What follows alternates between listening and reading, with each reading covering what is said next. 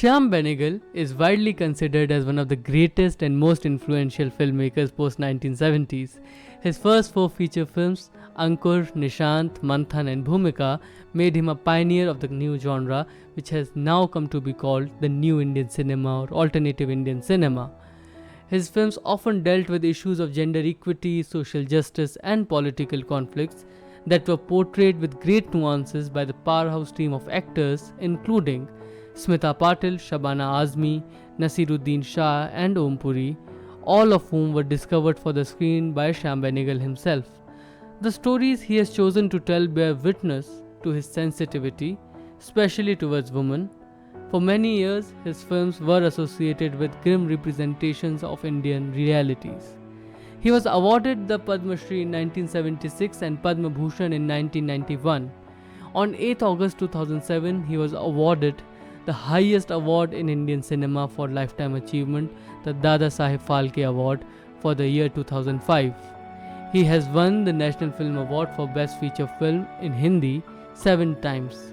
Some of his best known works include Ankur 1973, Nishant 1975, Manthan and Bhumika 1976, Mandi 1983, Kalyug 1981, Bharat Ek Khoj that came out on television in 1988, Suraj Ka Satwaं Ghoda 1993, Sardari Begum, Mammo, and The Making of the Mahatma 1996.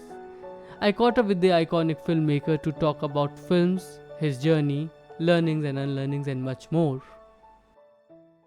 Uh, Mr. Benegal, how do you see your first film Ankur in 2021, and how do you think filmmaking has changed since then? From analog to digital. How has that shift been for you and as a filmmaker? See, before I answer that question, you see, the difference between analog and digital doesn't matter. That's a matter of technology, how technology is being used. In terms of the creative side of filmmaking, whether you make a film through analog means or digital means doesn't really make any difference. What is important is what the content is. All depends on the content. And eventually, the content itself can be used. I mean, you can use whatever medium you want.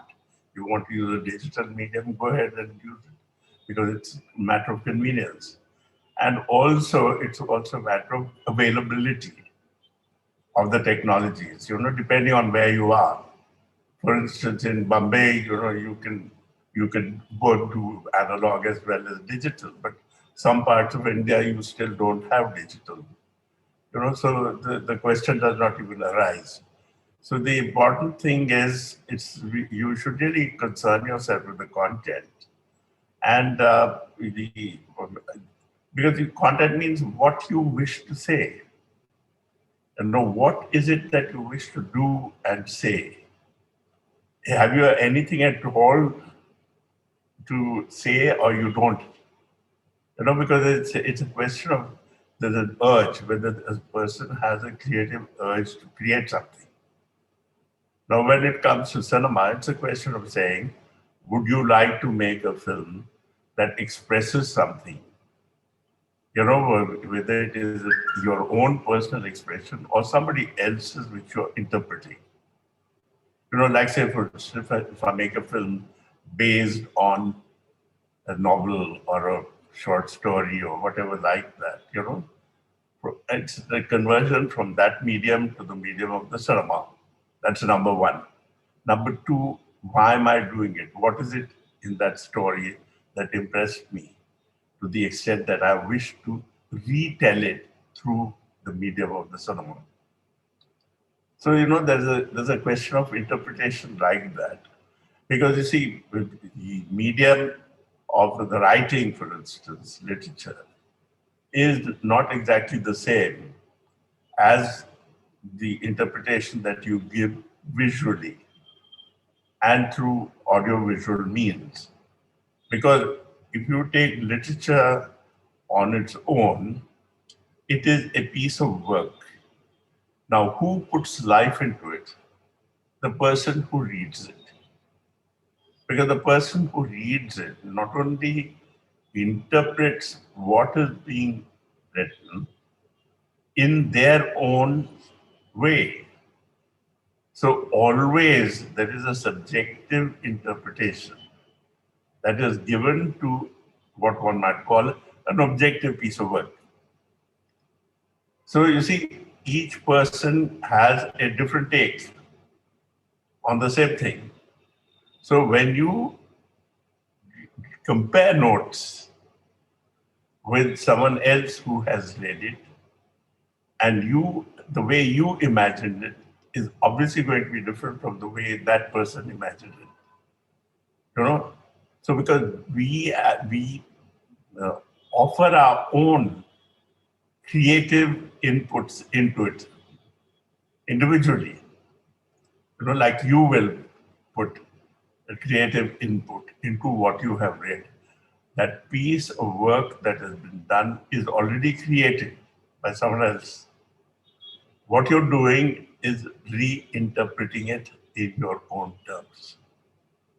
So that's basically what it is. Now, that is one way, of dealing with cinema. Like you take source material that could be part of some other medium, or you can take source material that's directly from life, or you can create the source material in some other medium, which you then put on the cinema. Like say, for instance, you could say, write a short story, and from that short story, you may have written a play, and from the play that got you change it into a film. So many things like that. So the original work from there to the interpretation through film, the film meaning any audio visual means, itself is a process. Itself is not only an interpretive process, but it's also a creative process on its own.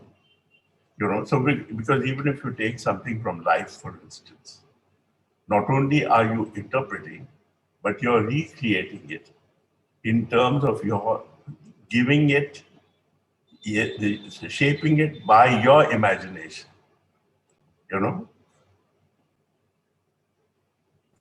You have particularly mentioned about literature, so I'll come to that question. You have worked on many screen adaptations of many stories and plays of especially Vijay Tendulkar and Ruskin Bond and Junoon. Uh, how much creative freedom do you think a filmmaker have while adapting those, and especially with reference to historical works such as Bharathi Coach, Discovery of India?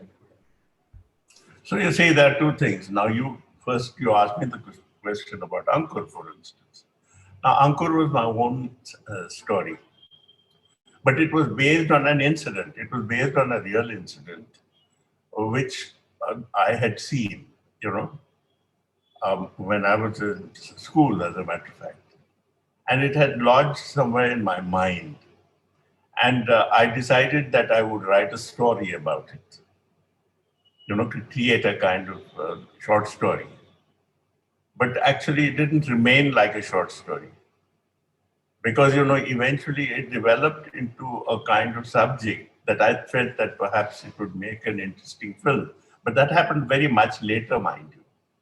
I mean, not more than a decade passed, in that process. In fact, a decade and a half passed before I actually thought of it as making a film. So that was how it was, and that's how things happen. Like say, for instance, some things you store away in your mind, in your memory, and someday it returns because the moment is right for it.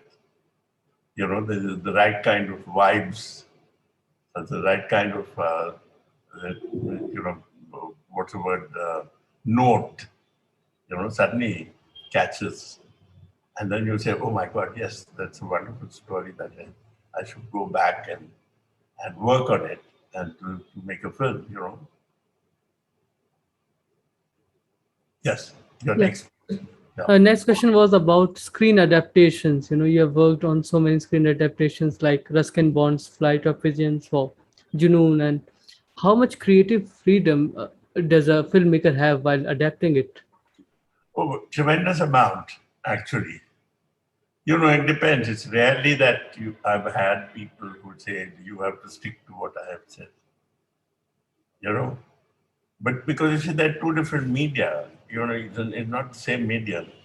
So it's the person who has originally written it. Like, say, for instance, Ruskin wrote this as a long short story, and it was based on a real incident. In any case, it was based on an incident that happened during the time of some of the events of the 1857 in Shahjahanpur. Now, the fact is that when I was planning to make the film and I read that story in a magazine. And having read that story, it struck me as being a wonderful story. First of all, it was a true story. And secondly, that there was a geographical location where it happened and how it happened and so on. And I was very interested in 1857 at the time for several reasons, because I was I'd been working on Bharathi Coach, for instance, on one side. And then there were also several other things. And Shashi Kapoor, who was a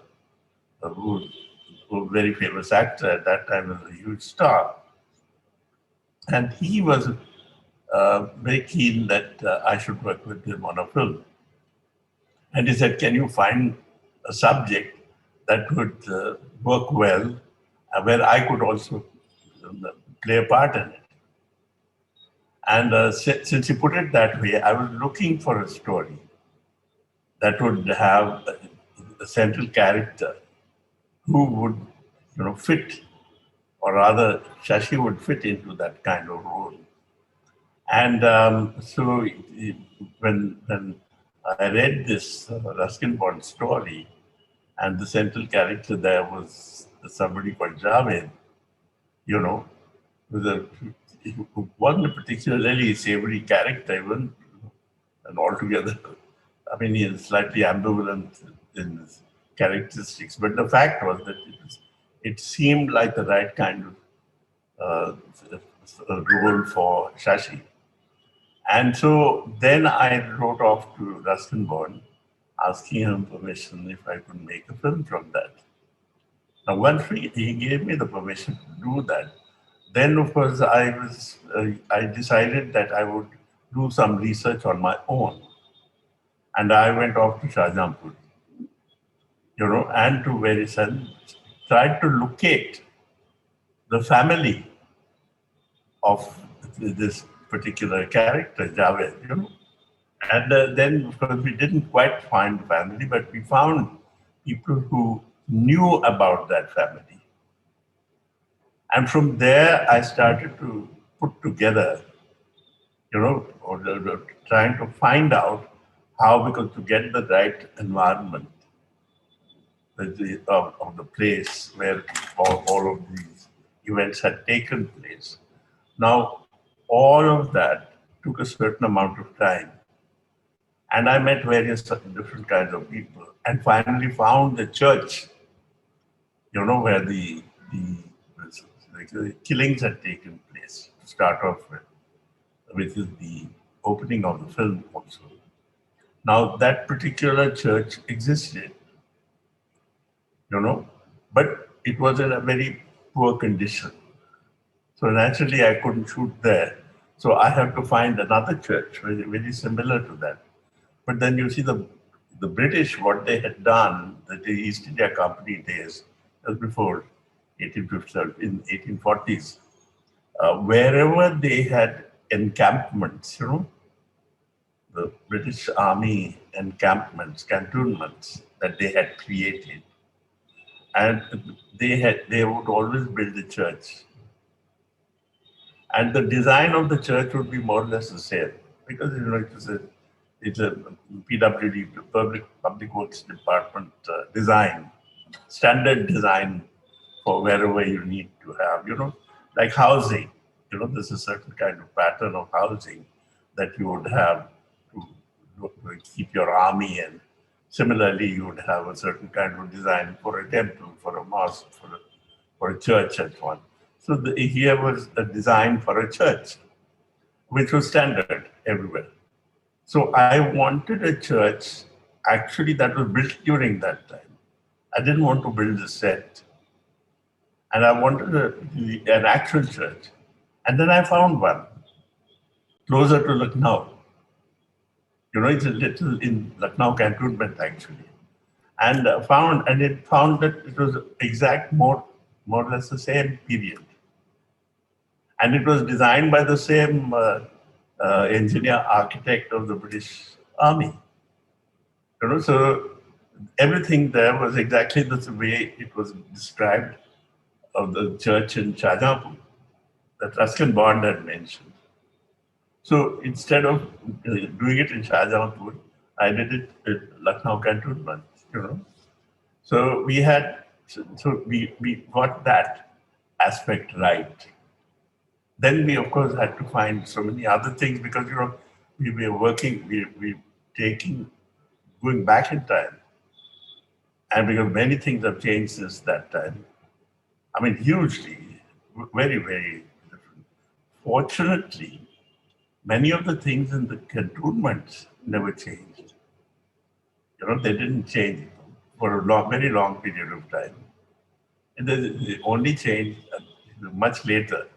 We were very lucky when I was making that film because today that none of those things exist.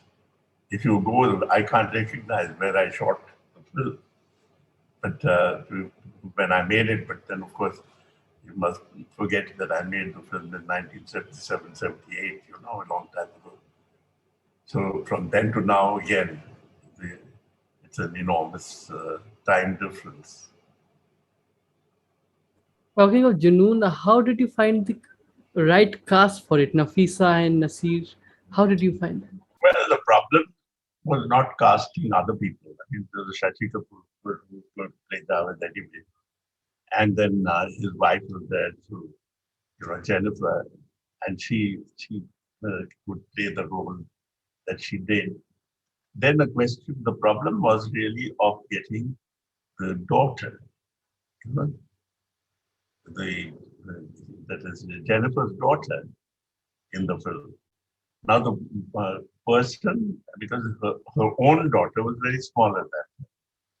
So the question was that I needed someone who would be right for that part.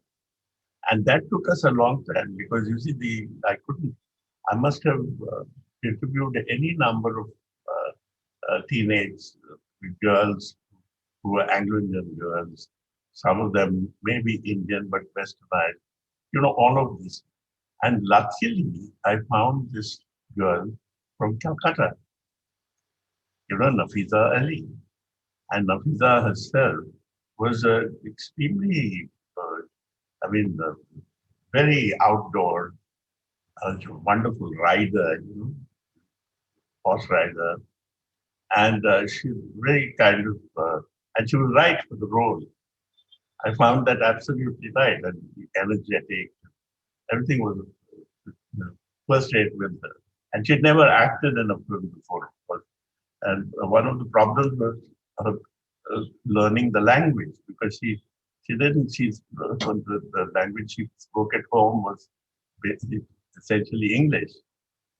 So the fact was that she had to speak.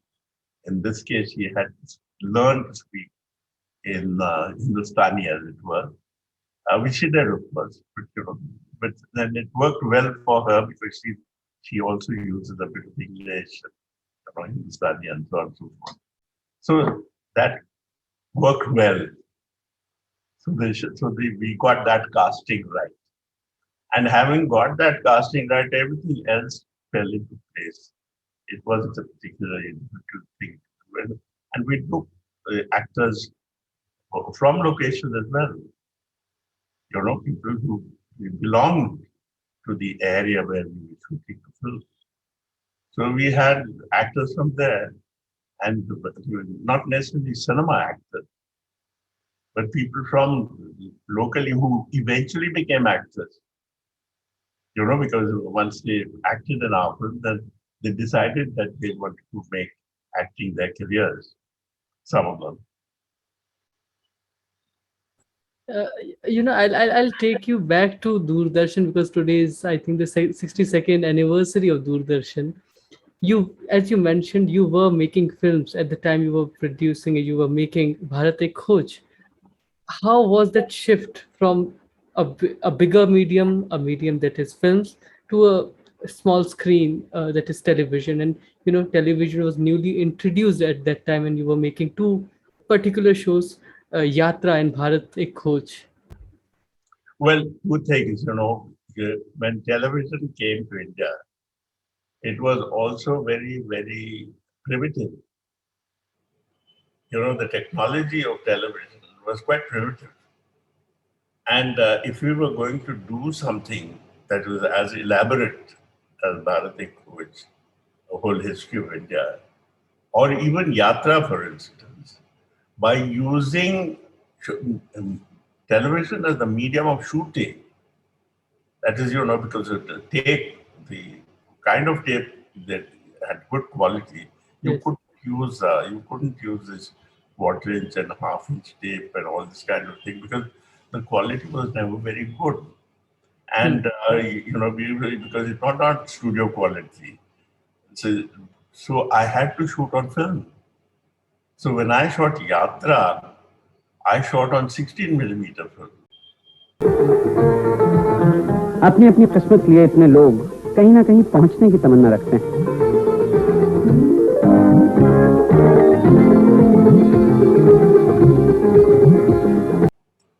I didn't shoot on magnetic tape. I didn't shoot on tape. I shot it entirely on 16 millimeter film.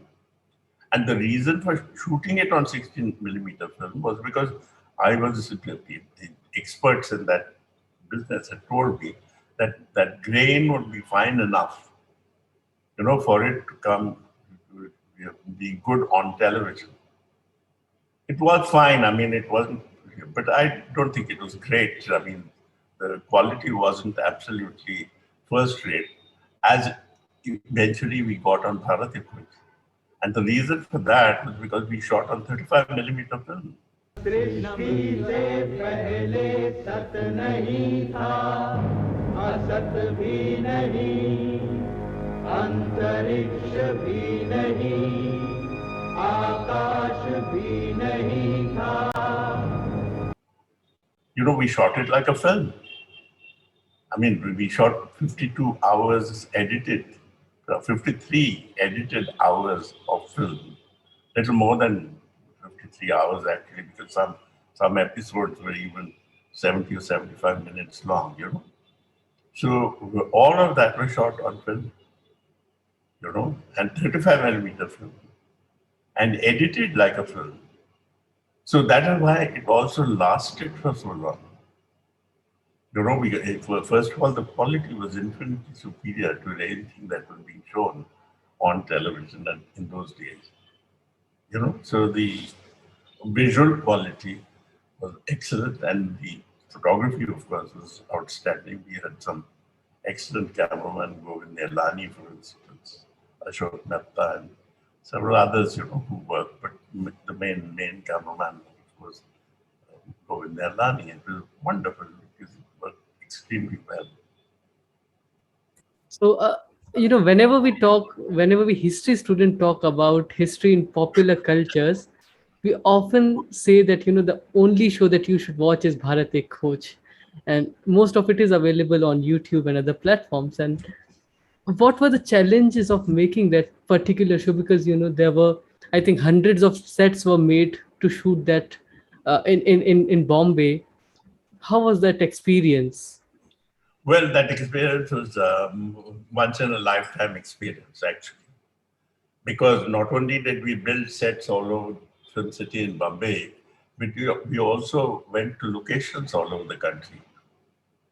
You see, because we had the shooting was very extensive. There was an entire period of shooting where I took an aircraft with me, and flew all over the country, shooting from the air, then landing, shooting on the ground, actual sites and places. All of that was shot. And then after doing all of that, then we started to build the sets because we had to go over the entire history of India, starting in the BCs all the way to the 20th and towards the end of the 20th century. So there was a lot of work, and then of course the amount of research that was done, both in terms of sets. You see, our art director had to himself start to learn the history of Indian architecture from the beginning. In fact, they all became so expert in the sense that my art directors could easily become professors in architecture, and similarly the costumes, because Shama Zaidi had worked out the costumes of it from the very beginning. Not only were the costumes designed very authentically, but also, as far as possible, the material that was used. We said there was at some time certain costumes were made not out of cotton, made out of hemp, for instance. Jute and hemp and things like that. And so we actually got things made from those kind of materials to get the sense of authenticity. So in that sense, it was not only a history of the history of events and personalities and people and empires and all of that, but it was also the history of textiles, history of design, history of architectural design in the country. So there were many streams that were happening at the same time. And for all of that to happen, we had to have experts. Because we are not, I'm a filmmaker, I'm not necessarily an expert on all of those things. So we got people for different historical periods. We got different kinds of people to help us, anthropologists, social anthropologists, archaeologists, museologists, different kinds of people. And they were our advisors. So we had a large number of advisors for each period of history. So it really was that research was just quite exceptional. And the head of the research department, we had a whole research department. Head of that was Shama Zaidi, and she had people working under her who would bring, feed her with material from different sources from all over the country. So it was quite an extraordinary, infrastructure that we had created at that time. And which is why it happened. Because you see, what was working on my mind was that, Harathi Coach was not only the first, was probably the only one program that dealt with the entire history of India visually. Because I don't think it has happened ever afterwards. It hadn't happened before, but it certainly hasn't happened ever afterwards. Now it's how many years? It's already, close to. Yeah, and it cannot happen, in future also, because the kind of show that was made, that was exemplary, I think. Yeah, and also because there was television was, it was the commercial considerations were the least of them, because if the government of India had decided that we would do a history of India, and then I had also discussed it with them, that I would base it on two things. One, of course, I would base it on many historical sources, but I would also base it to a large extent on Jawaharlal Nehru's discovery of India. Mind you, he was not a historian, he was a politician. But the fact was that there was a certain amount of interest he took in history. You know, he took an enormous amount of interest in history because you see, that was a pioneering generation that worked towards India's independence. And when India became independent, they had to try and find out, you know, what is something that is unique to the Indian experience. You know, what is unique to the and what is unique to the Indian way of thinking. You know, and how do we develop on that basis? You know, not simply imitate someone here or there, either ideologically or one way or another, but actually be properly Indian, you know, in our own way, if that is possible at all. And so that was the whole experiment. And similarly, I think when he wrote Discovery of India, and before that, Glimpses of World History, it was those were actually his own trying, I mean, attempts to understand the country in which he was born and the country in which he eventually led, you know. So and that became our template.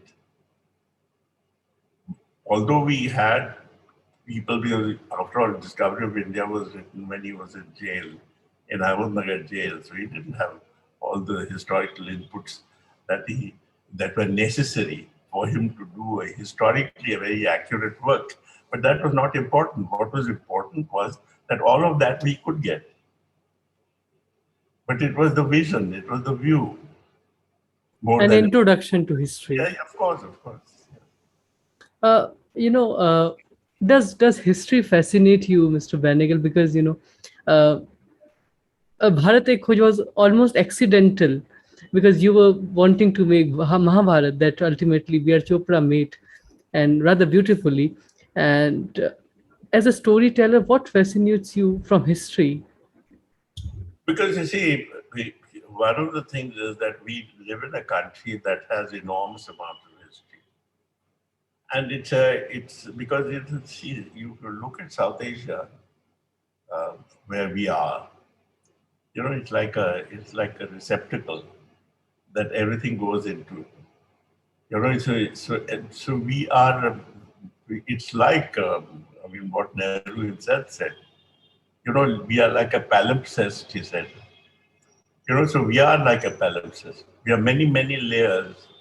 You know, our civilization is not a very simple one. It's a very complex one.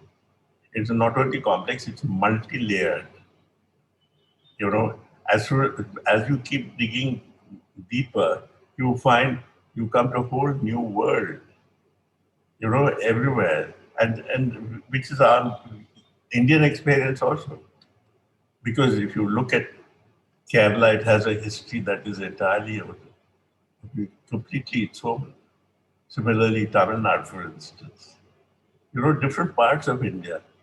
So when you talk about India as a nation, you're talking not only India as a single country, a single nation, but a multifaceted nation, like no other nation is. Because we have more languages in this country. You know, we have more kind of community groups, social, I mean, racial groups, everybody. You know, it's an incredible kind of melange of cultures of all over the world in some ways. You know, and which is what makes us. Um, I mean, which we forever fascinating to ourselves. I mean, forget about other people. You know, which is why the whole idea of doing Harathi Coach was. That's why we called it Harathi Coach. You know, it's because you cannot say that it's something that you know. It's something that you seek, actually, rather than something that you know. Something that you explore while Yeah, going. that was, yes. I'll come back to films, and I would really ask you to go back, scroll down the memory lane, and talk about your early encounters with cinema, establishment of Hyderabad's first film society that you did.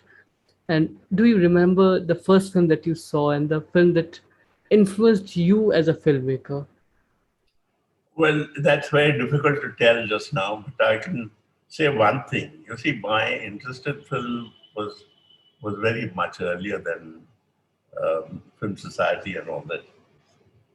It started when I was even before I started school, because you see, there were my father used to be a photographer by profession. I mean, he was a professional photographer. He had a studio.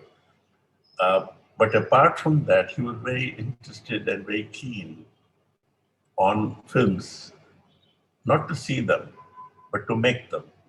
But not to make films for the cinema, but films mostly as a record of his own family. So he had a 16 millimeter movie camera and he used to shoot films. And he used to shoot films because he had a very large family. So he used to shoot films of all his children at different ages from the time they were born. And because he had a large family, we had a very large number of films. You know, because we were 10 children, I grew up in a family of 10 children. So each one of us had films devoted entirely to our growing up until the next child came along. So all of us in our family used to have films of us from the time we were born till the time we were 2 or 3, until the next child came and my father's interest went off to that person. So we all had our films. So I don't have to think, how did I look and how did I behave when I was 2 years old? I can see it because it's on film. So that sort of thing. So naturally, when you grow up in an atmosphere like that, it becomes natural for you to imagine that, that film is very much part of your life. And then, of course, as I was growing up, there was also very close to our home, there was a cinema. And luckily, that cinema was for the army, because we were in the cantonment area and there was the army. And when I was born, of course, the British were still here. So that particular cinema used to show films that were both Hollywood films as well as Indian films. And because it was a cantonment, you had the army consisting of people from all parts of India. So we would have 3 days of the week, we would have Hollywood films in that cinema. And 4 days of the week, you would have Indian language films. They were not only Hindi films. There were Tamil films, Telugu films, even an occasional Gujarati film maybe, or a Bengali film. So the range of films that was available for one to see, and having made friends with the projectionist, I didn't even have to pay money to see films because I could sit in the projection booth and watch these films.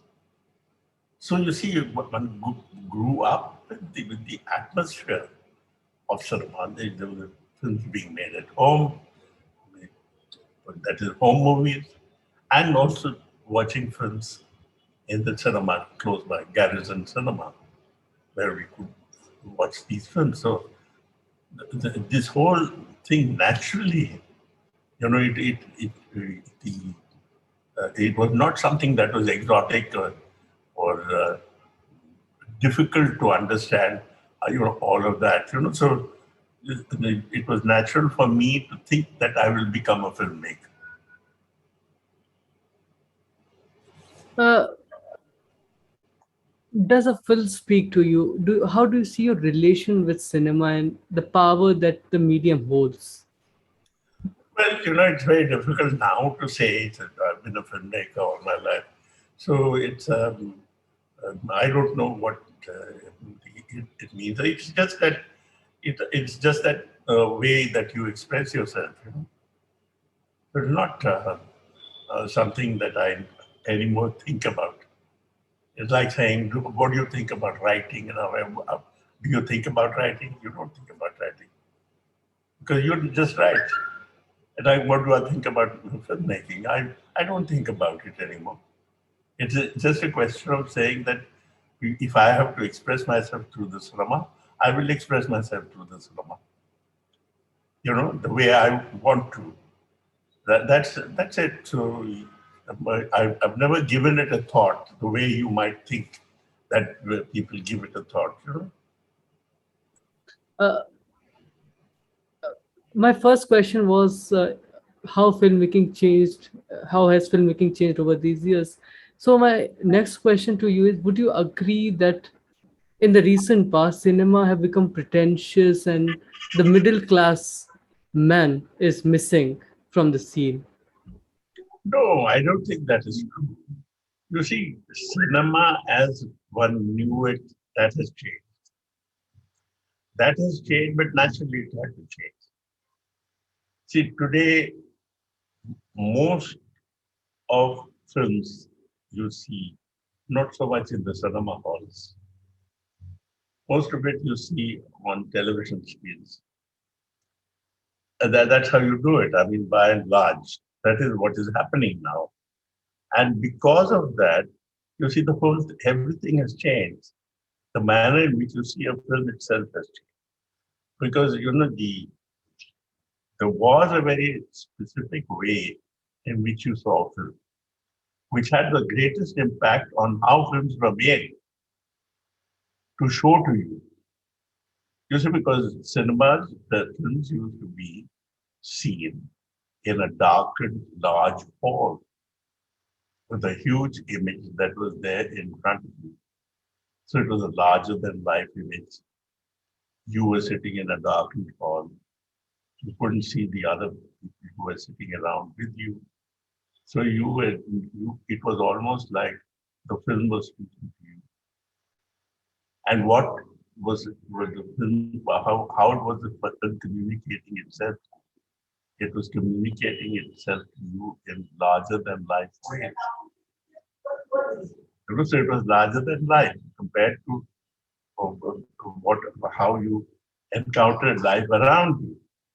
So there was a certain relationship of that kind, which made the person on the screen not only larger than life, but something special. So, which made created stars, film stars, for instance, who always seemed larger than life, you know. But all that started to change once television started to become the preeminent audiovisual medium. Then actors no longer seemed like stars or larger than life. They seemed in the same dimension as you and I were, you know. And therefore, that also had an impact on the kind of films that were being, or the kind of audio visual material that was being created. So there was a whole evolution. So films themselves started to change, the way they were made. So the films that I grew up seeing were not the kind of films that are being made today. And if they are made, you suddenly say, but why? And they're completely, although we do love to see those old films, but the fact is that it's of a certain period, of a certain time, except when some of them, come out and become timeless. There are films that are timeless, but you can count them. I mean, it's not as there are countless number of films that are timeless. Most of them have disappeared because there's no purchase. Nobody wants to see them anymore. But there are some films that you do want to go back and see, and those films have become timeless. And there is a connect that you have with them. That's because of their universality, you know. And that doesn't matter whether you see it on a big screen or small screen. It doesn't make any difference because even there it's become, you don't measure it in terms of dimensions in which you see the film. But you, Mr. Benegal, have an important role that you played in introducing new cinema, the alternate cinema in India in the 70s. When, as you mentioned, there were heroes that had a very big image, godlike images. And you happen to make films that were hard hitting, social reality based films. How much faith you had in yourself as a filmmaker at that moment, that a realistic, hard hitting kind of film will reach to the audience when there were commercial cinema being made with stars like Amitabh Bachchan, you know, on the screen. Well, you see, you don't think about these things. You make the kind of films that you yourself will enjoy, or you make the kind of films that you know how to make. So you're not, you don't think of them in that fashion because I didn't want to make films that somebody else was making, or I didn't model myself after someone. I was making films that I wanted to make. And I felt that it was an experience worth, reproducing in fictional cinematic terms. That was the main thing, and that continues to be the same. Although you may make biographical films and so on and so forth, and then you make, documentaries, etc. That all that is a different matter. But the fact is, because those are matters of detail. But by and large, I mean, I've never needed to make films like someone else. I want to make my own films, and which is what I've been doing all these many years. And I don't need that. I need to have somebody who I need to imitate, you know, because that in the cinema you cannot succeed like that. By imitating somebody else, you are in fact doing nothing. You're just everybody knows that you're being a carbon copy. You're not being the original. And in that sense, I think Satyajit Ray was, uh, uncomparable when it comes to cinema. So, how was how did he influence you as a filmmaker? But his was the greatest influence, I think, more than anybody else. There were some American filmmakers also, like uh, Ford and John Ford and so on and so forth. But you see, Satyajit Ray, what struck me most about Satyajit Ray was when I saw him, it was at a very impressionable age. You know, I was barely 20 or maybe around that age, when I saw his first film for the Panchali. And when I saw it, I suddenly said I'd never seen anything like that. Although I had seen neorealist, Italian cinema, and I had by that time even seen Kurosawa, you know, one or two films of Kurosawa, Rashomon, I think I remember. No, but having said that, I had not seen anybody who had made a film like Satyajit Ray's films. His Pather Pachali was extraordinary. He said, but this is not even a film. This is an experience. This is a life experience. It was like that. Because whether it was Shobhata Mitro's photography, whether it was the manner in which the story was told, and the kind of performances that the actors, the way they performed, they didn't seem to be acting. They seemed to be just functioning in life. All of this, we hit one like a ton of bricks. She said, my God, this is something else.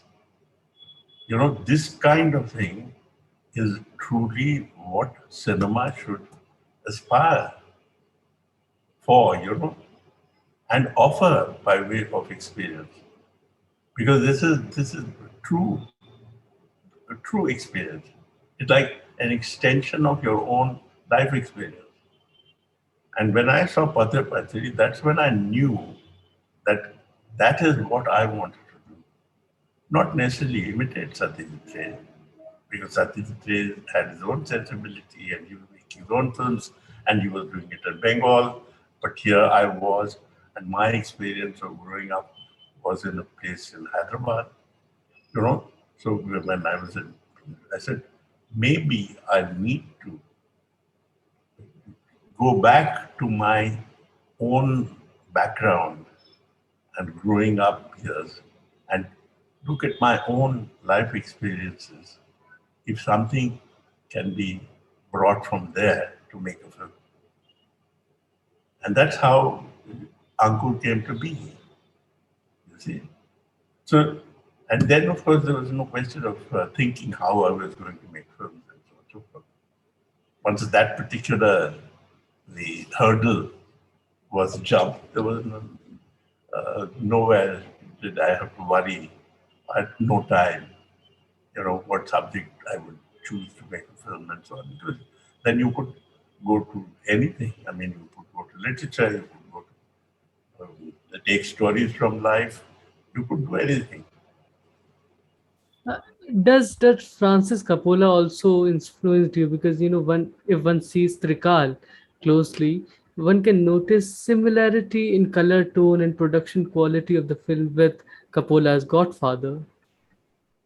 So Uh, did he also influence you in some ways? well, I'm impressed, yes. I mean, Coppola was a brilliant filmmaker.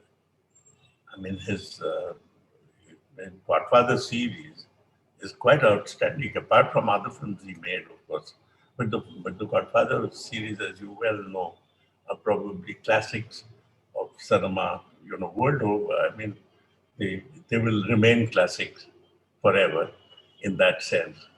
So the Coppola is one thing, but the fact is that I'm thinking like similarly like Satyajit Ray, whether you think his trilogy, think of Padre Panchali or Prajit or Purchansar, now you and Charulata, but they will live forever. Like it's like Godfather, They have the same sort of perennial quality. Generation after generation of people will come and see those films and have the same experience that perhaps their grandparents did when they first saw it.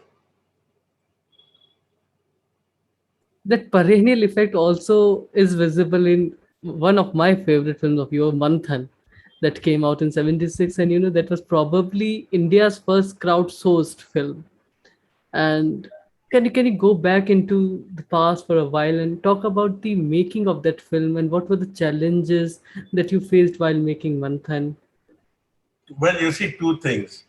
One, of course, was that it was, I was making documentaries at the time for Amul, for the milk, the cooperative unions of Gujarat, particularly Anand, And at that time, Dr. Kurian was, he was one of the great pioneers, as you know, of the cooperative movement in India, particularly related to milk production. And he used to run the Gujarat Cooperative Milk Marketing Federation. And before that, of course, he was head of Amul for a very, very, very long time.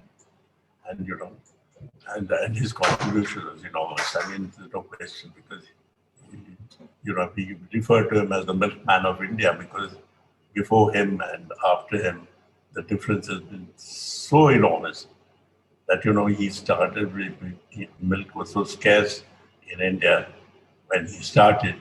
And when he finished with it, we became a milk surplus country, you know, in, and we were exporting milk products all over the country, as we do now.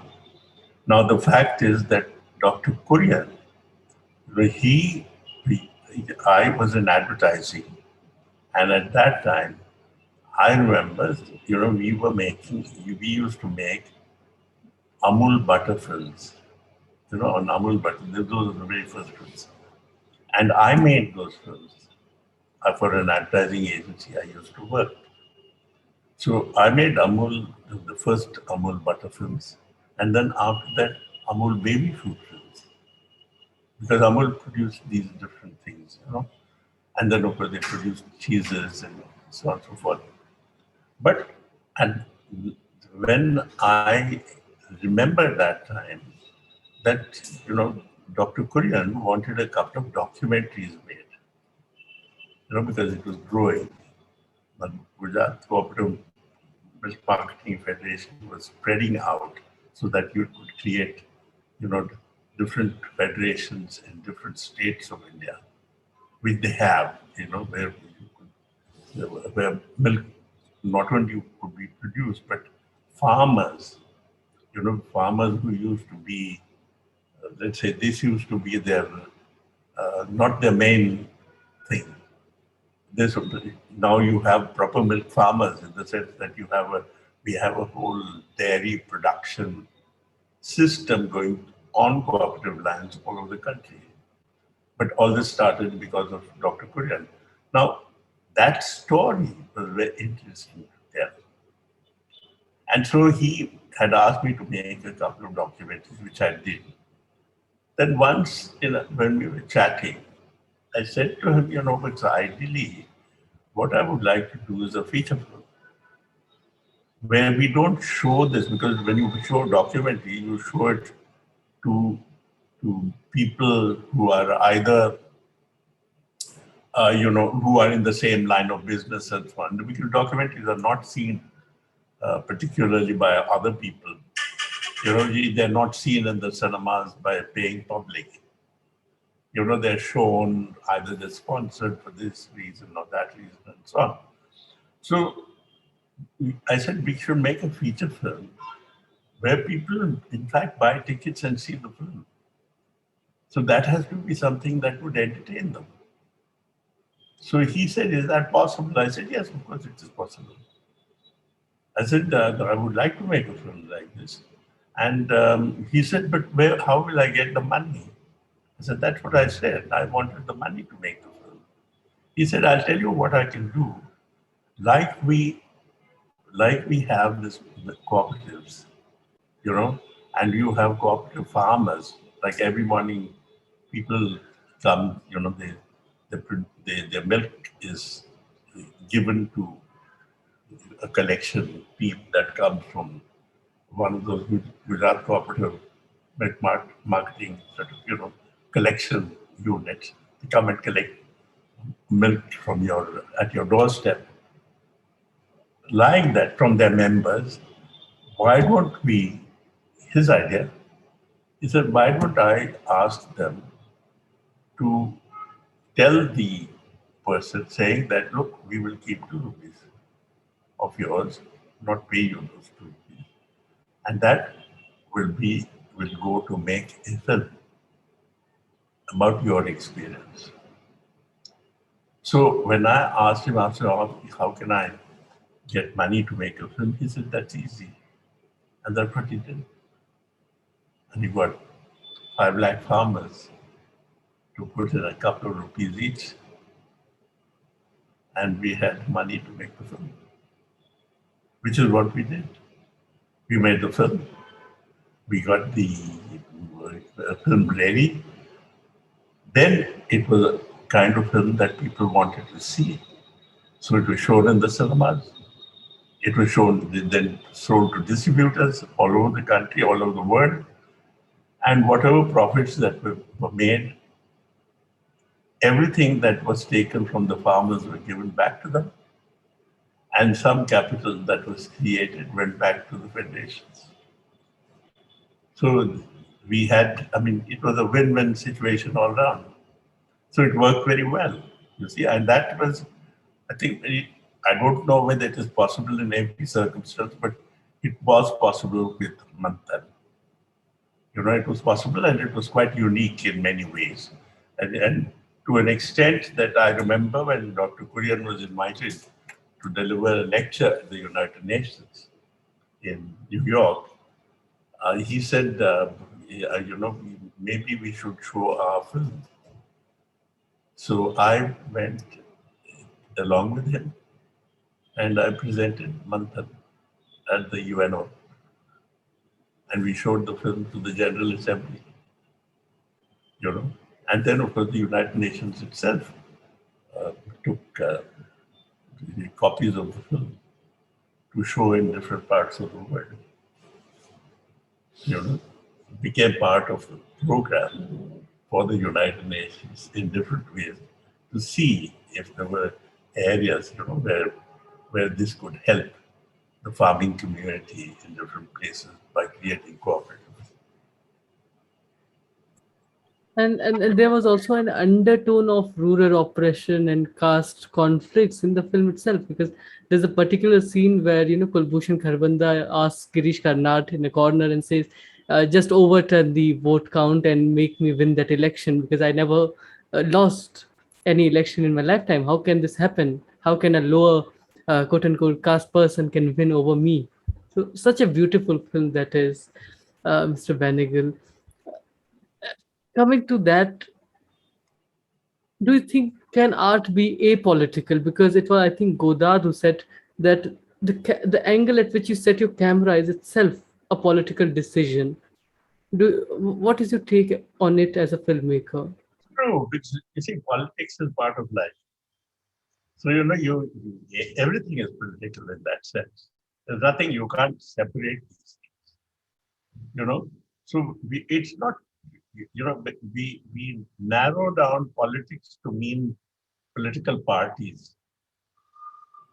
But political life is the life outside. The social, political, and economic lives cannot be separated. They're all together. So you cannot. I mean, it is whatever you do is a political act. If you want it to be projected to the public at large, it is a political act. You cannot say that it's not political. So whether you like it or not, it is.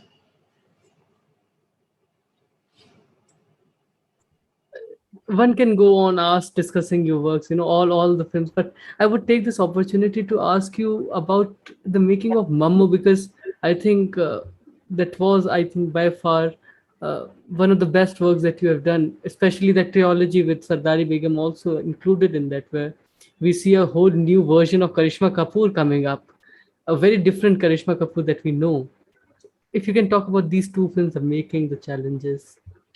See, Mammo it was based on Khalid Muhammad, as you know, who used to be working for Times of India, and he was a film critic there. And then, of course, he's a writer in his own right. And it was his story. It was really about his grandmother's aunt, or rather grand aunt, that he had written a piece in the Times of India on Mammo, which caught my eye, and I wanted to make a film of that. So I asked his permission if I could do that. And he said, fine. And so that is how that film got written and made.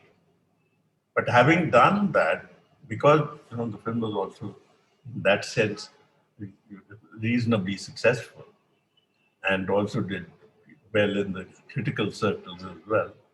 But following that, because it was his family story, and he came up with another family story relating to one of his aunts, or I don't know, but someone in his extended family, the story of Sardari Begum. And that too was written by him. I mean, the script was also written by him. So I made that film as well.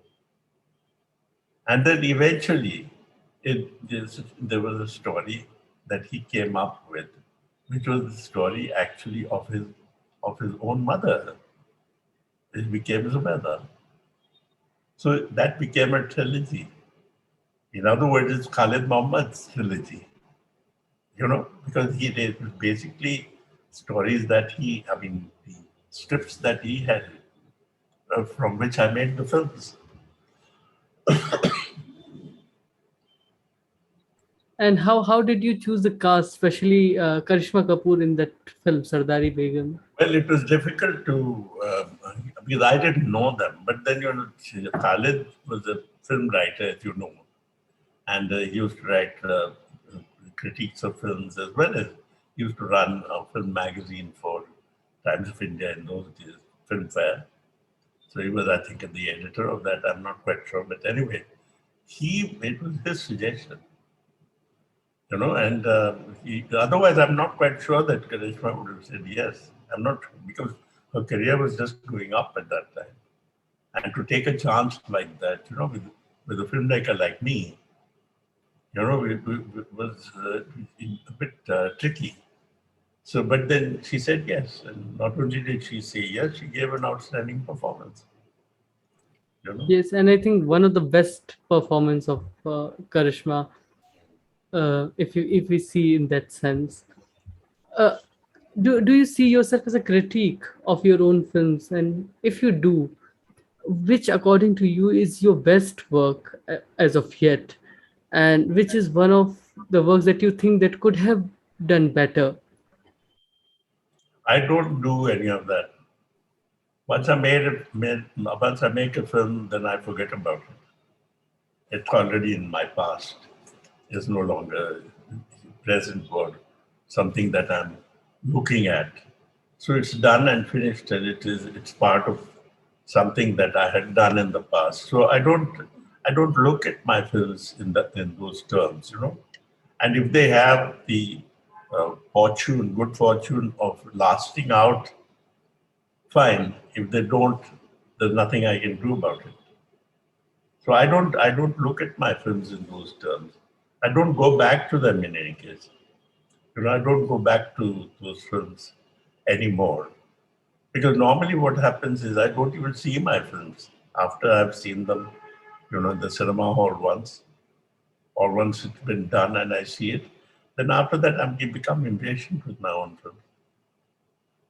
So I want to get on with something else, make something new. Uh, you know, you are currently 86, and you have been carrying on amazing work. I can see Bangladesh written in the background. You're working on a film called Banga Bandhu on Sheikh Mujibur Rahman. What is then the quest of a filmmaker? A lifelong search for a filmmaker, according to you, is it just commercial success, or is it fulfilling that inner hunger for portraying the truth? Well, it's really, to make a film that is satisfying. I don't think commercial success anymore kind of is an allure, you know. But films must pay for themselves, of course. There's no question about it, because it's somebody's money that is being spent and that must be recovered. That I'm very conscious of. But I'm not particularly, I'm not sort of thinking at any time that it's important for a film to make a lot of money, or that it should bust the box office. That has not really been the ambition. The ambition has been always to make a good film, a film that is worthwhile, that will stand its own, and that will last as far as possible.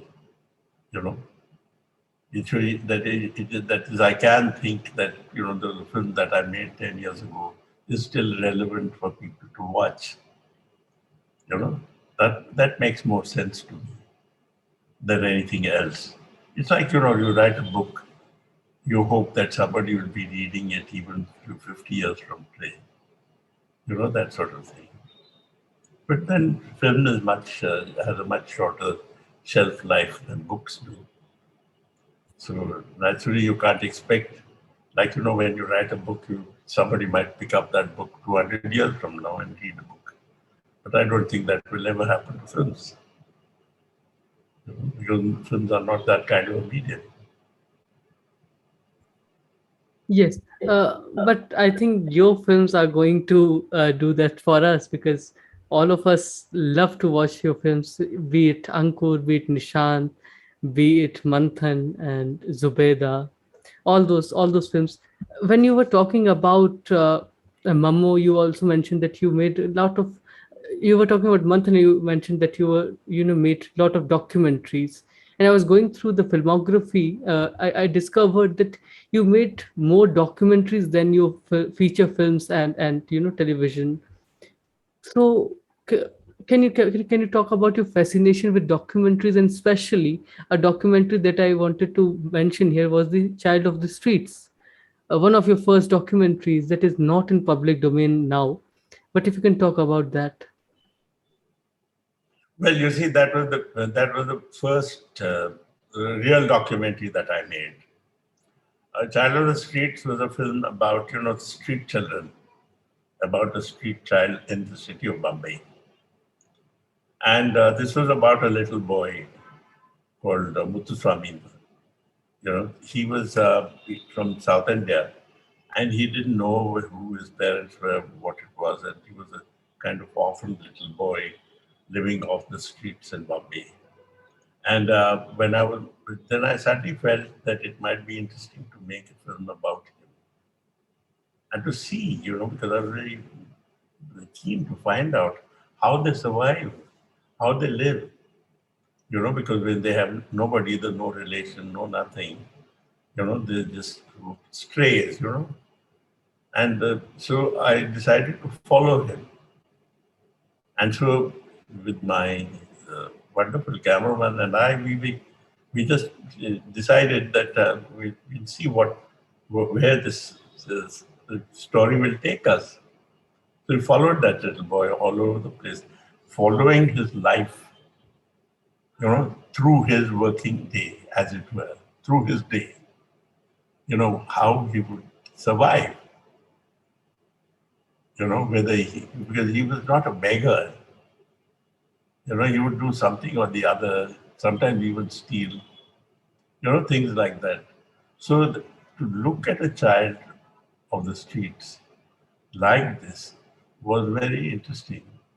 Not know, meaning we're not telling him what he should do.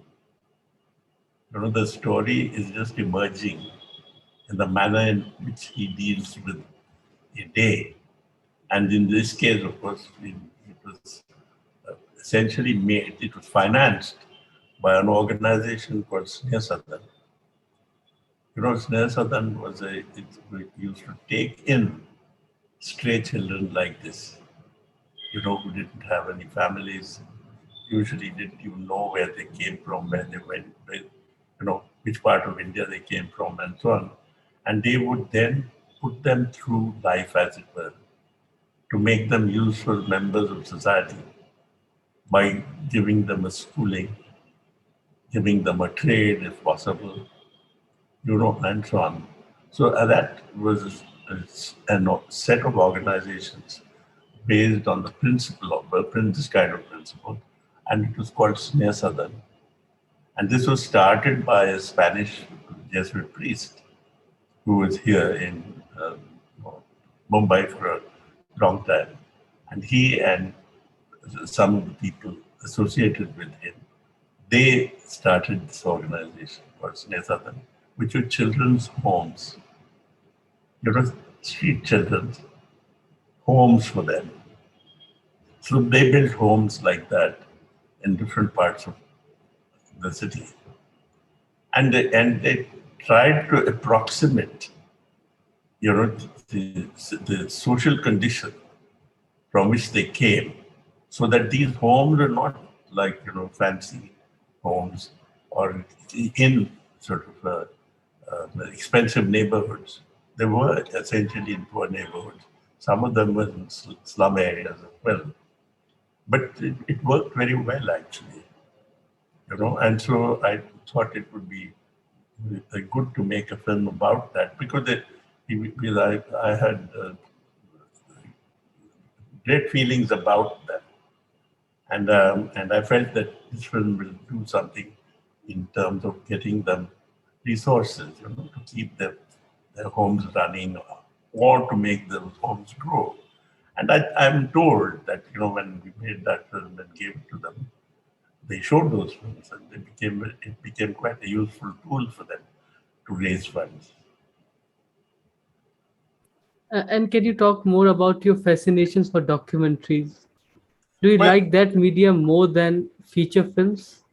not really. That was not my plan, but it so happened that I started that. No, I didn't really start like that. I started as an advertising filmmaker because I made hundreds of advertising films when I was in advertising, because I started my career in advertising as a copywriter and then, of course, making advertising films, where I sort of honed my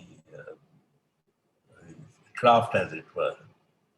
You see, the writing of scripts and creating of scenes, shooting, editing, recording, all of these things, because I'm totally self-trained in that sense. I never went to film school. So, but making advertising films taught me a lot about filmmaking. And so I was making advertising films in those days. And Child of the Streets happened to be one of the documentaries I made. Then after that, I made a series of films on music. I made films on different people, different great performers. I made a film on Ravi Shankar. I made a film on Ali Akbar Khan. I made a film on Vilayat Khan, and so on. You see, there are 3, 4 films like that. So those films I made for the films division. They were made for the films division to show. And then, of course, you see, because it needed money, you needed a little bit of money to make these films. And these were not kind of paying for themselves. So films division became a good source from which I got these to make these films. And this was in some ways training for me to become an independent filmmaker who would actually make feature films, not documentaries. You mentioned music now, and this brings me to the next question. Music in Indian cinema is sort of a very, it shares a very deep relation. Nowadays you cannot imagine a film without music, and I think since the beginning of cinema, especially feature films, we have seen 12 songs, 13 songs, more than that in films. So you have worked a lot with Vanraj Bhatia, whom we lost very recently. Can you reflect on your relation with Vanraj and how was he at work? What kind of work you did together? Well, you see, Vanraj was trained in France. He went there. Of course, he was trained classical music in India, but he went there on either a scholarship or something like that to France, and started to learn composition and harmony, with Western classical music, from a person who was considered the best teacher of harmony and composition in the world at that time. And she was a lady called Nadia Boulanger. And then this was in Paris. Now, he was there with her as her pupil. And suddenly, that became his kind of, it suddenly made him think in terms of music as a composer, not just to compose music in Indian music alone, but in terms of the whole world and classically. So he's started to think about himself in those terms. But it's an opportunity to be a composer and to make a livelihood as a composer of music, who might write symphonies, who might write concertos, who might write, different things of that nature. Different, where that opportunity doesn't exist in India. But he had to come back for family reasons. So when he returned to India, he didn't know what he should be doing. But then he's Ibrahim Al-Qazi, as you know, was one of the great pioneers in the theatre. It was because of him the National School of Drama exists in Delhi. So Al-Qazi was producing plays in Bombay at the time. And when he met Vanraj, he's asked Vanraj to do music for some of his plays, which he did. He composed music for some of his plays. But not much he was earning from that. So he had to make a livelihood. And at that time, I was in advertising. And I decided that I should get my advertising films with music composed by someone.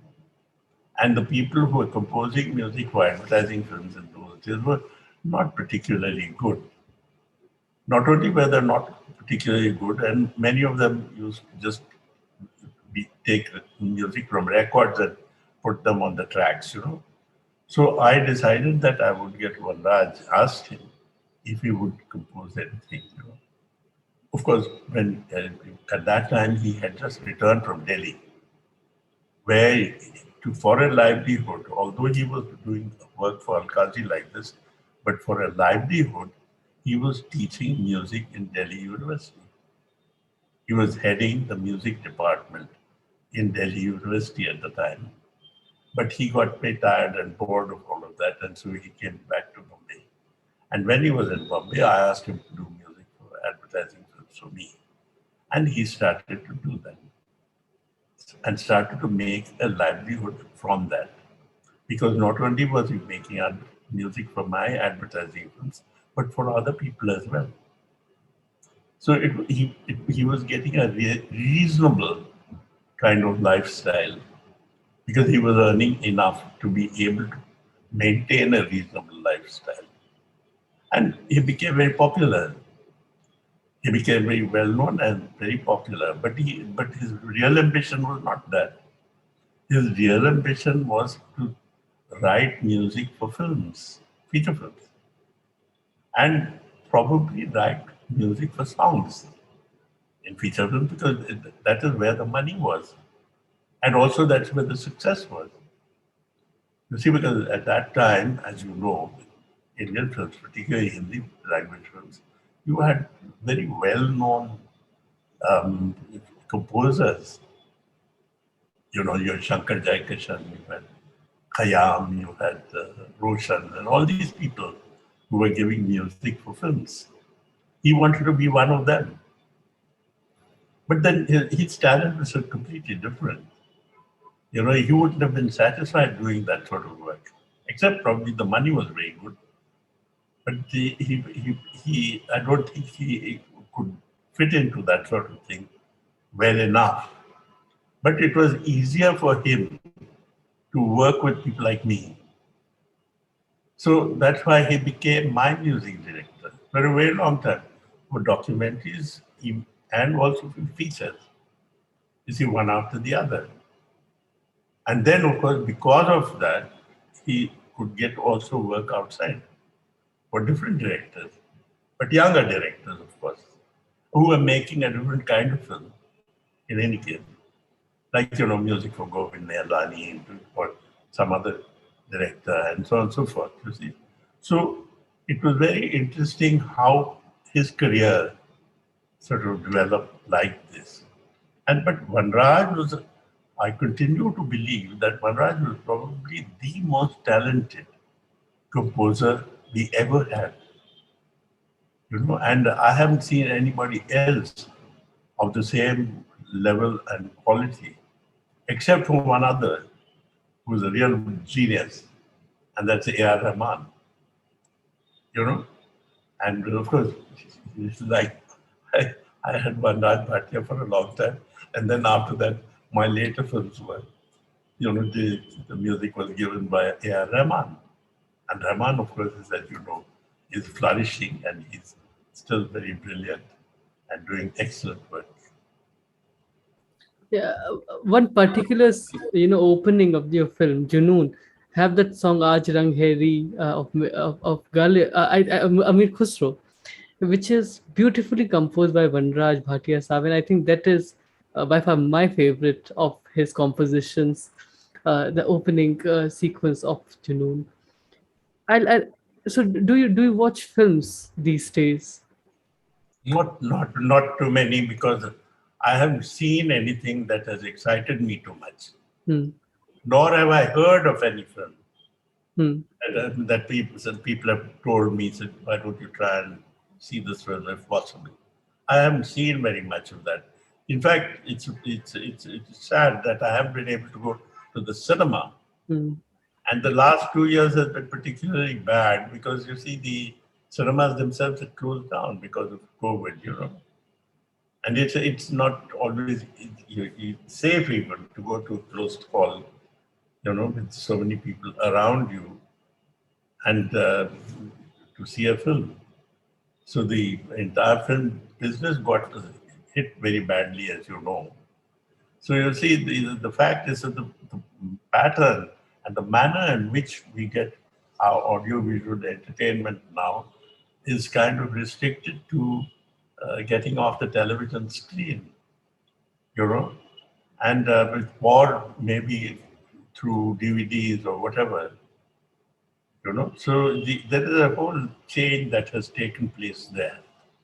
And this is what is something that is, uh, you know, when one is looking at saying, has something seriously happened? Has something seriously changed in the manner in which people themselves will kind of consume audiovisual entertainment? Will they ever go back to the cinemas? Even that is become a big question now, because of this hiatus that took place on account of COVID. Yes, and that brings me to the next question that from your personal experience, what do you believe are the issues that have seriously held back the development of cinema in this nation? And what progress do you see being made by the filmmakers, by the audience in this nation? Well, you see, because the markets shrunk. They shrank because of the competing formats.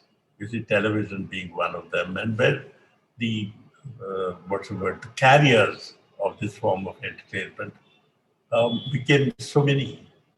Like even on your telephone, you you you you can do it on your telephone, and then you have now television offers you um, and any kind of entertainment, and you can get about the number of, like, Netflix and Amazon and all these people offer you such enormous. You have a whole library that is available to you at any time you want.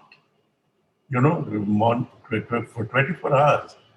Because of that, what has happened is it's become a huge competitive thing.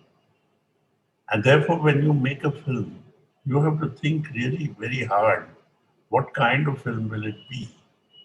What are the ways one can project it? How will it earn its keep, as it were?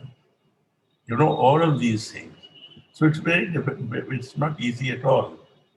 You know, People say, "Yeah, I want to make a film, etc." But that's fine. But it's not easy at all.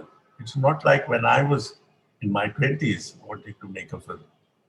That was a different time altogether. So anyway, I don't know. I'm also watching, like everybody else, this kind of period as it is changing, and what is going to happen to audiovisual media over a period of time. Yeah, so do you watch OTT platforms? Do you watch content on that? Because my next question relates to that, because in the last 2 years we have seen a number of impactful shows being made on various OTT platforms that you mentioned, Netflix, Amazon, and other platforms. When many are complaining commercial cinema to be mediocre, you know, It is like the 80s coming back again with, popular film not being seen by the audience, but they are preferring OTT. How do you see this shift from mainstream media, mainstream films to OTT platforms? Now, how do you think the stories that are told there will have a positive impact? Well, you see, it will take time. Content, you see, because content creation, people have got used to creating certain kind of content. Often what happens is the audience probably goes ahead of what people want to make even. Because I personally think that today audiences have become much more sophisticated than they ever were. There's no question about it. They're much more sophisticated than or they're being given credit for. And today, of course, you have three-part films, four-part films. Not just a kind of serial that'll go on forever, but just three-part, four-part, six-part stories. So you can do, in fact, things that you couldn't ever do because the cinema restricted the length of your film. But today you can make a film. I can make a film of a story. Let us say War and Peace. If I were to make War and Peace today, I don't have to take away portions from it in order for it to fit into a 3 hour slot or 2.5 hour slot. I can make the whole thing, in several parts. Now that's the big advantage today. That you can do things of this nature, which you couldn't do in the past. There is a certain kind of straight jacketing that no longer is there, which is a great advantage. Uh, in this conversation, you have mentioned about Bombay a couple of times. So I'll ask you because you have been there all your life. In Bombay, you have seen that city change. From the film industry also shifting from the place to other sides of the city, to other parts of the city that have spread all over. How have you seen that city change in front of you, and how do you think about the development? Well, it's changed quite dramatically. What I've been explaining to you is the changes that I have experienced, even as a filmmaker. Now that kind of change has been quite enormous, and it will continue to change because you see, the city of Mumbai was always a huge metropolis. That was not never the problem. But today, what has happened is that also because become kind of each little section is no longer connected with another section. We have it becomes the social units, become quite self-contained. So you hardly go, like say for instance, my if I have friends now, my friends, if I've got friends living in North Bombay, for instance, I'm from South Bombay, I hardly ever meet them. I communicate with them in different ways, but the social interaction with one another has become less and less in that sense.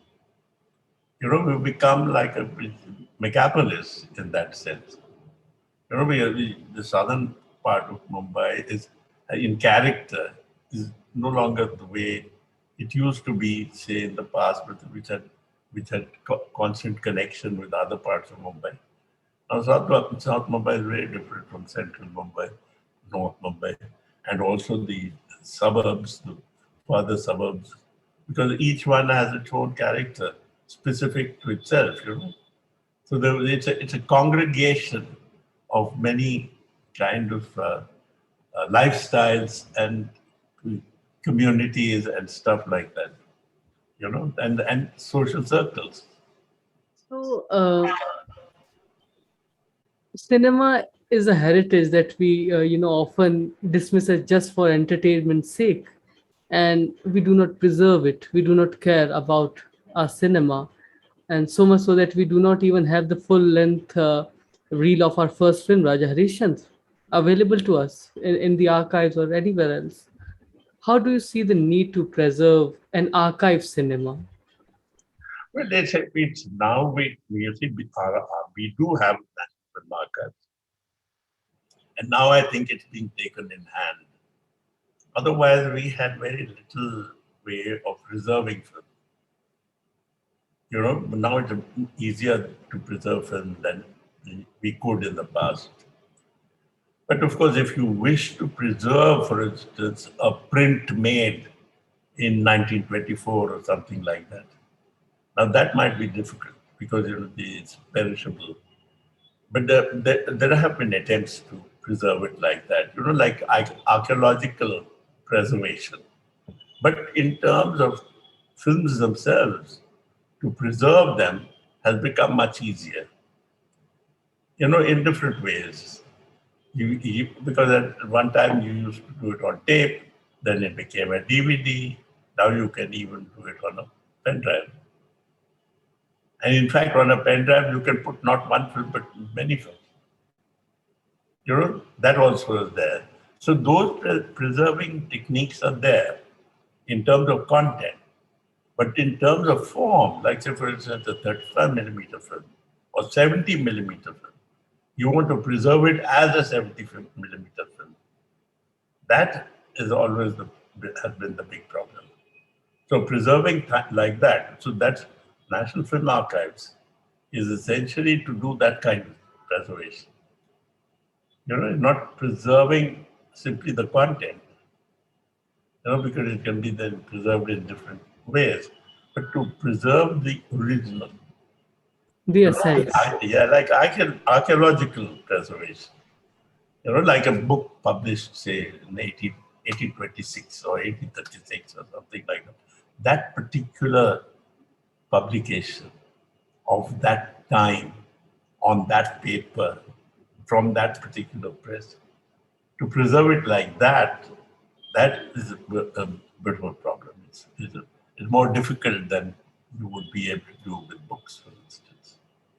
So it's like if you go to the National Library in Calcutta or Delhi, you'll find that you can go and find a book maybe that was published in the 17th century and still be able to see it as it is from that time.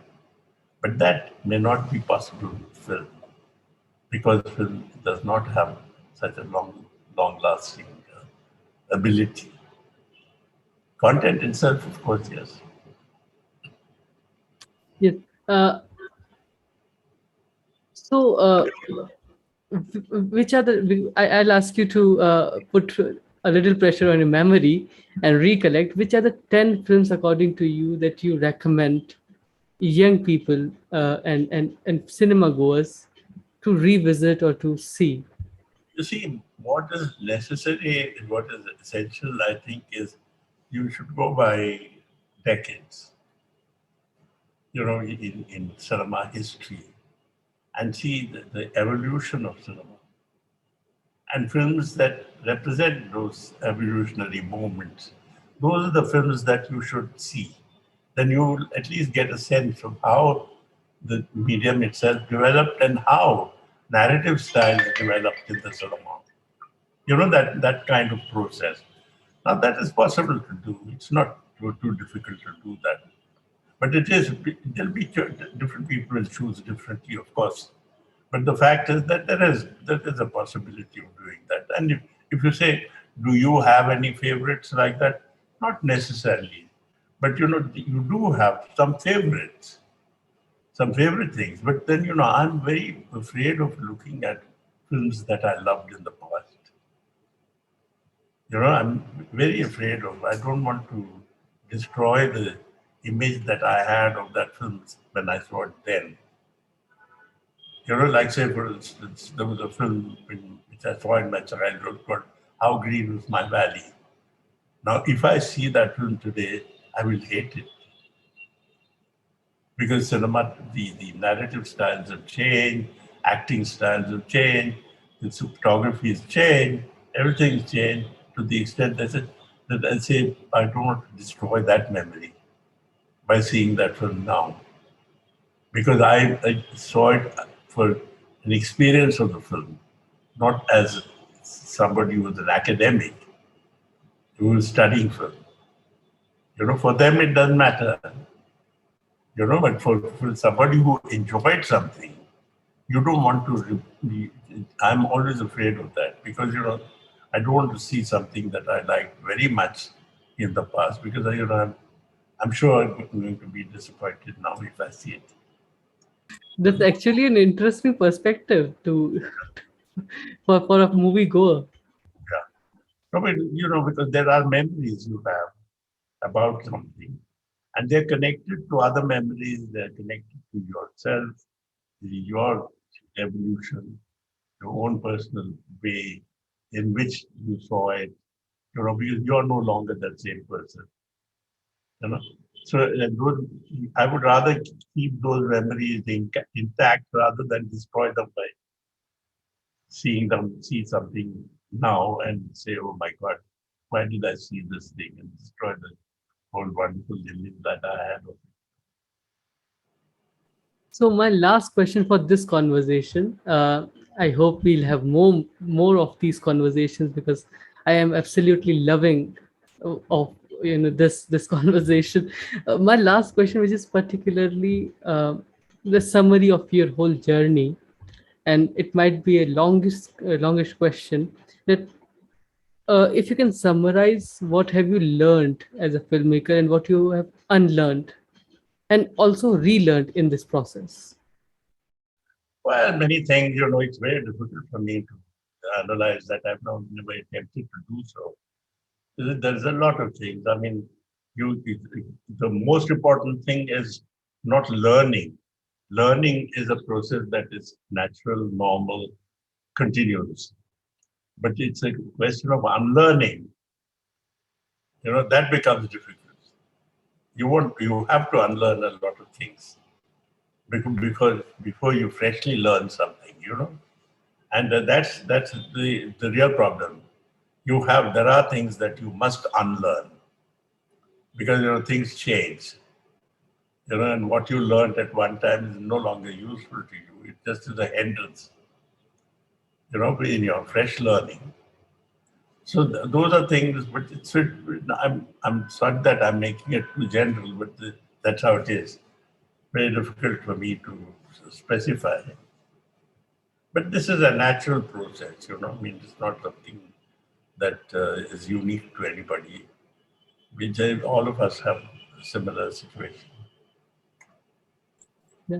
Thank you so much, Mr. Benegal, for taking out so much time for doing this conversation, and it is truly an honor. It was truly an honor hosting you, and Thank I you. look forward for our next conversation whenever we get time and whenever your next film comes out. I hope it will come out soon, Banga Bandhu. Yes, well, it depends, because I've done about 75% of the film. I have the rest to shoot. So, but it has to be ready whether I like it or not. It has to be ready by the beginning of next year. And it's important because it's a huge anniversary. It's both the 50th and the anniversary of the nation and 100th anniversary of his birth. So you see, so it has to be ready. Yes. Yeah. Thank you so much, sir, for taking your time. Truly Thank an honor.